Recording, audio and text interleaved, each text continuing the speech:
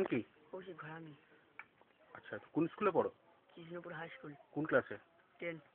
আচ্ছা, তোমাদের গ্রামের নামটা একটু বলো। কৃষ্ণপুর। পুরো নামটা বলো। কৃষ্ণপুর, পোস্ট অফিস ধোপার কৃষ্ণপুর, হ্যাঁ থানা মন্দিরবাজার, হ্যাঁ জেলা দক্ষিণ চব্বিশ পরগনা, হ্যাঁ। 3743336। আচ্ছা, তুমি এই যে মাধবপুরে কম্পিউটার শিখতে যাচ্ছ তো তো তোমার কেমন লাগছে? ভালো লাগছে। আর তুমি এই কম্পিউটার শিখে কি করতে চাও?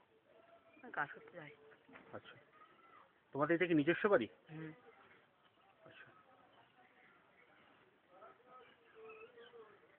আচ্ছা, বাড়িতে কি বাবা টাবা কেউ আছে? মা আছে। মাকে একটু ডেকে দাও। কাকিমা একটু সামনে আসবে।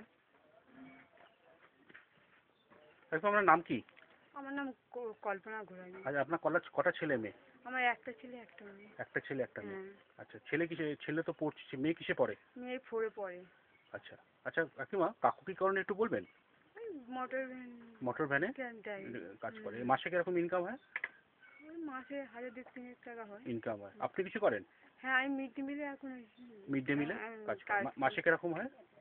6 টাকা। 6 1000 টাকা। 1000 টাকা করে হয় আর কি। আচ্ছা, আপনার ছেলে মেয়ে একটা মেয়ে বললেন তো?